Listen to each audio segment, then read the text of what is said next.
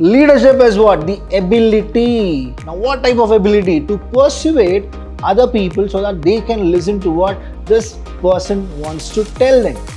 Laissez-faire leadership is really not good, where what they do is they take all the advantage if the things happen correctly.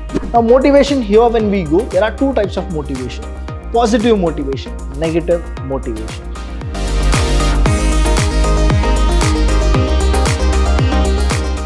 Hello everybody, a warm welcome to one and all. I'm Abhilash Chandra from the Department of Commerce and Management in Vidhyaashram First Grade College, the Temple of Excellence. Welcome to the fourth chapter, the fourth unit, that is leadership. Now in this unit, I'm going to teach you all the concept of leadership with motivation. Now here in our subject, the very interesting topic itself is leadership.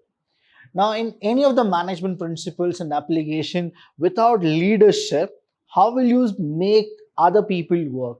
How will they follow you? So all these things which we're going to learn is in this chapter, the leadership. What exactly we're going to go with is, the first thing is, let's understand the meaning and definition of leadership. Now, usually when we come with a definition, definitions are defined by people. Now, what exactly the first definition is?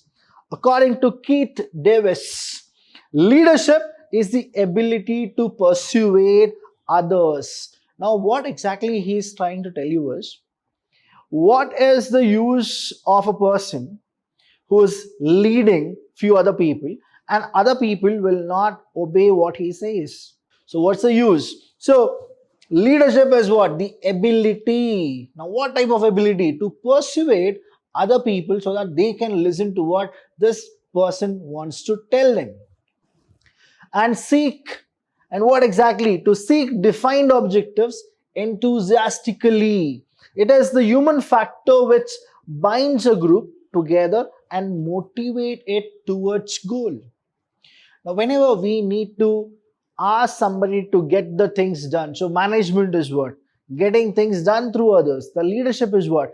Who is a person who will tell you to do it, right? And when you do it enthusiastically, and that will bind you together. That is what the leadership is all about. According to Abhilash Chandra, this is my definition. The true leadership definition is to influence.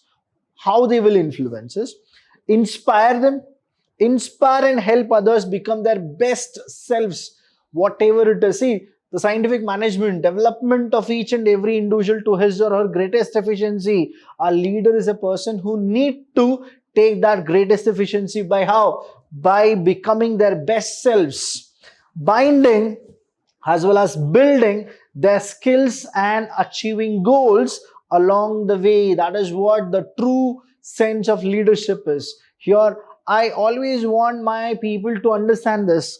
Leadership is to influence, to inspire, and to help others to become their best selves, building their skills and achieving goals along the way. That is called leadership.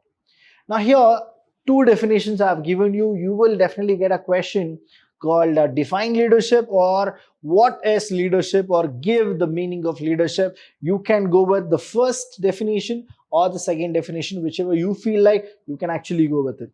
The next thing is the quality of good leader. There are 10 qualities of good leader. In here I have given you 5 plus another 5 also I'm gonna give it to you. It is a 10 marks question. Take it from me, you will get a question called as explain the good qualities of leadership.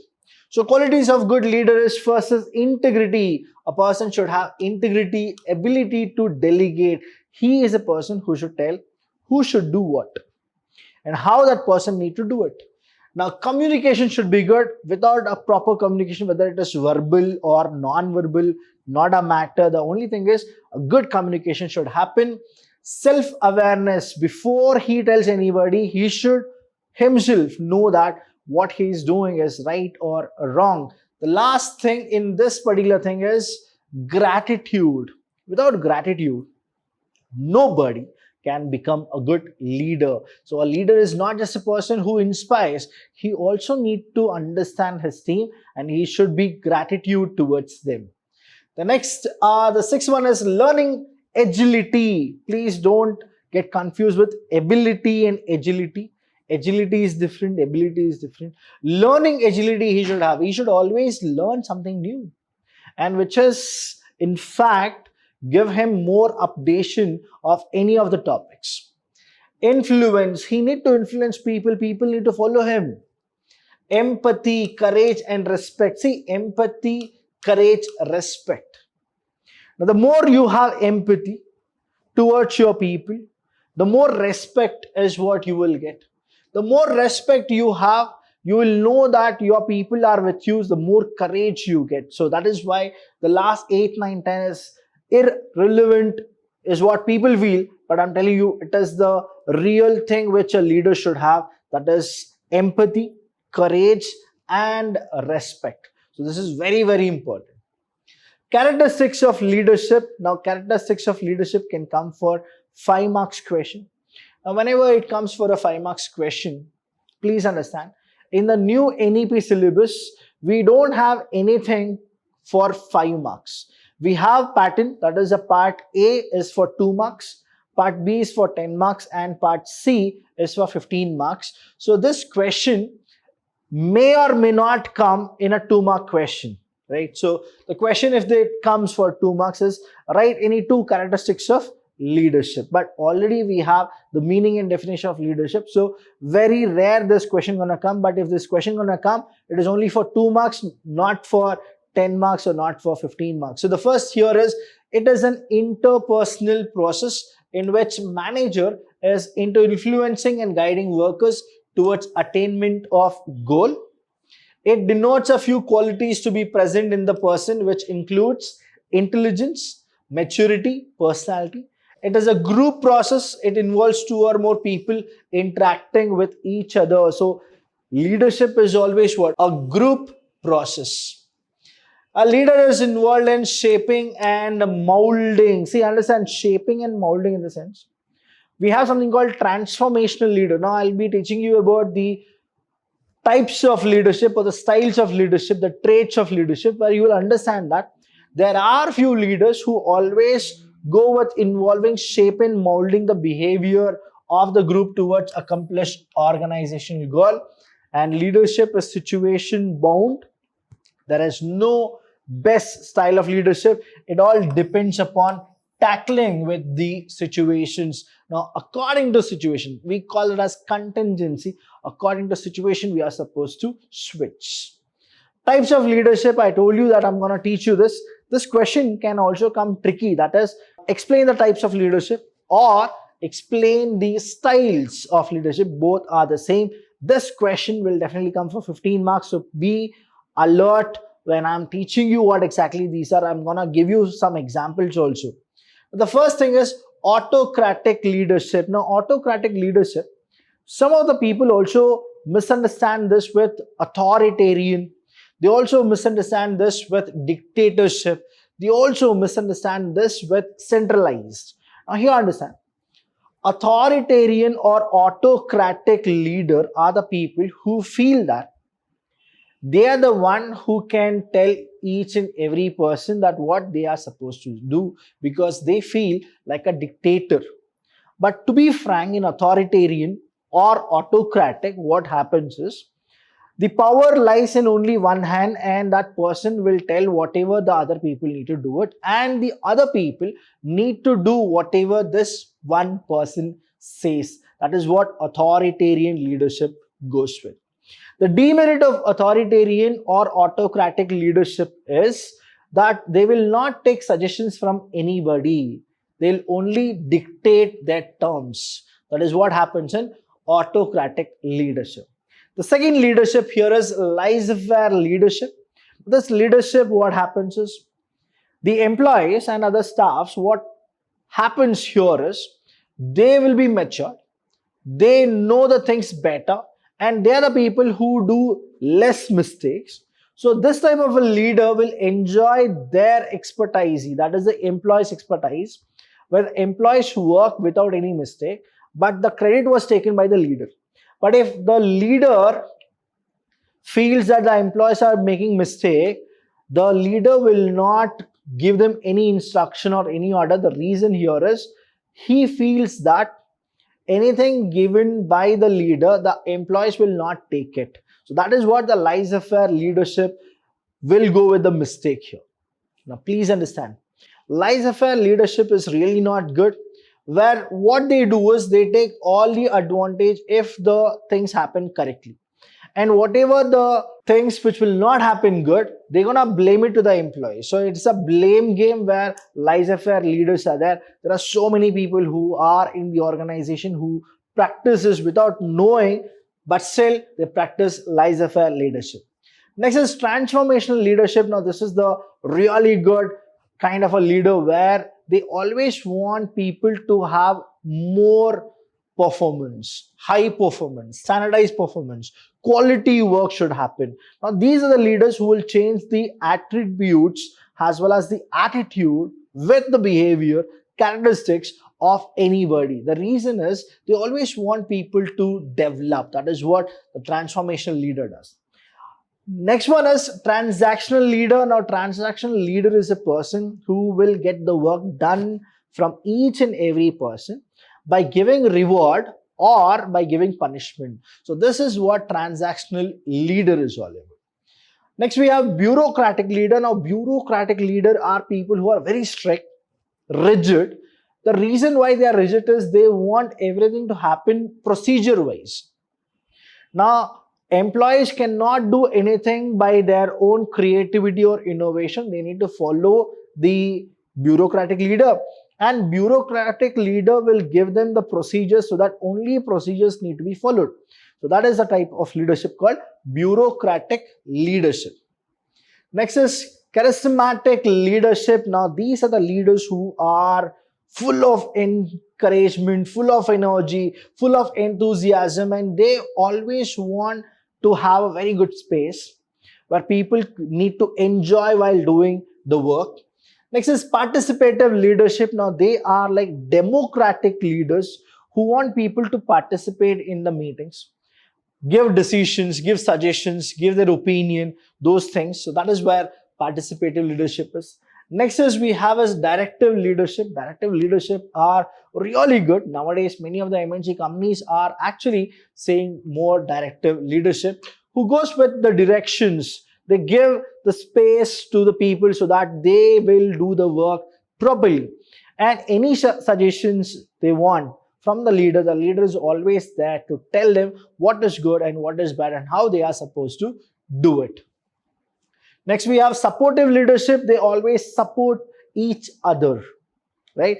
Without punishing anybody, they are always there to support. But here what happens is there are so many employees who take advantage of the supportive leadership instead of taking the real support from them. Next is achievement-oriented leaders. Now this type of leadership is like they always want to accomplish the goal very fast. They are the people who goes with the projects. They take more clients, they take more goals, and then they finish it before the given time or tenure. So that is what achievement-oriented leadership is. Next is motivation. Now I told you in this chapter we're going to learn about leadership, plus we're also going to learn about motivation. Now motivation, here when we go, there are two types of motivation: positive motivation, negative motivation. When we go with positive motivation or negative, what exactly the word motivation is? It is derived from where we are supposed to know. Motivation is the word derived from the word motive, which means needs, desires, wants or drives within the individuals. It is a process of stimulating people to action to accomplish the goals. That is what the motivation is all about. Now here in motivation we have three theories. The first theory is Maslow theory, second thing is Hertzberg theory, and third thing is Douglas McGregor X and Y theory. So any of these three theory, one theory is for sure which gonna come for 15 marks, the other one gonna come for 10 marks. So please remember and understand this. Now we're gonna go with the first one, that is called the Maslow's hierarchy need theory. It is also called as the need theory. What exactly Maslow says? Now Abraham Maslow, or we can call him as A.H. Maslow, he gives 5 stages. So he constructed a pyramid where he says that the base of the pyramid is the first phase. Now what happens there is physiological needs. Anybody, whoever works, why will he get motivated? He'll get motivated to go with his needs. So what is his need? Physiological need. That is roti, kapda, makan, food, shelter, clothing. If a person doesn't have that, he will work. When he'll work, he'll first make sure that his physiological needs are taken into consideration. And when that is done, he'll go to the next level, that is called safety needs, where he gets everything regularly. So there is no uncertainty for any of the physiological needs. So he gets safety. After safety, now human go with hierarchy. Now that is the reason, see here, it is called hierarchy. After one, the next one it goes, the next one it goes, the next one it goes, the next one it goes. So it is the Maslow's need hierarchy. So after physiological, he goes with the safety needs, security for him, right? He needs security. Now please understand, students, all of you need to understand this carefully. When physiological was there was no friends. When you can't fulfill your own needs, how can you treat anybody else? Then the second one is safety. After you are secured enough, now you have little amount in your bank. Now you are able to survive. Now you are able to live happily. The next need comes. That is where the belongingness, or we call it as the love or social needs. Majority of you actually write belongingness and love need. Actually, it is called social needs. After physiological, it is safety. After safety is social needs. Social needs. Now, this is what social needs is. Social need, where you will actually make friends and now you will call them to your house. They're going to call you to their house. And that is where human is a social being, right? So that is what it is. After you get here, again you get bored and then you go to the next need, that is esteem need, where you go with show off. The word esteem means very big. So the little bigger luxury needs you will actually have. Let me buy a ring, let me buy a chain, let me buy a car, let me buy a house, let me buy a bungalow, let me have a swimming pool. So esteem needs. That will motivate you to do more work. After esteem, you'll go with the last need is what Maslow says.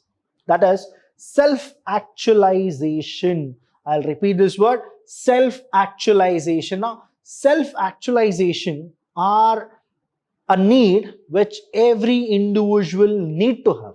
That is, he or she will actually develop his or her greatest efficiency to the maximum. That is what called self-actualization, where it is called self-fulfillment, where achieving one's full potential, including creativity activities, that is what is called self-actualization. So this is the need of Maslow, which you may get for 15 marks. 5 points are there. Each point 3 marks with the diagram. If you write it, nobody can actually take 15 marks from you. So the next one we have is Hertzberg two-factor theory. Please write it down somewhere. Hertzberg two-factor theory is also called as the dual factor. It is also called as hygiene theory. So please remember the same topic. Hertzberg two-factor theory is also called as what? Dual factor, or it is also called as hygiene theory. So what Hertzberg says is, anybody who gets motivation to do any work, there are two factors. The first factor is called motivators and the second factor is called hygiene factors. So there are two factors, that's why it is called two-factor theory. So here, one of the things which he says is the motivator factors which will influence, that is by achievement, recognition, responsibility, the work itself, the advancement, the personal growth. Now this is what the job satisfaction you will get. That is when you achieve something in the organization, when you are rewarded, when you are recognized. So that is a factor where you have the job satisfaction. So we call them as the influence by motivator factors. The factors are what? Achievement, recognition. People need to recognize you. Only then you will work. You feel like going to the workplace. Why? Because people have recognized you. The responsibility given to you. You will get more responsibility. That means you are recognized. The more responsibility you have, that means people want you. The work itself, now when you are working and you love the way you work, so what happens? That will motivate you.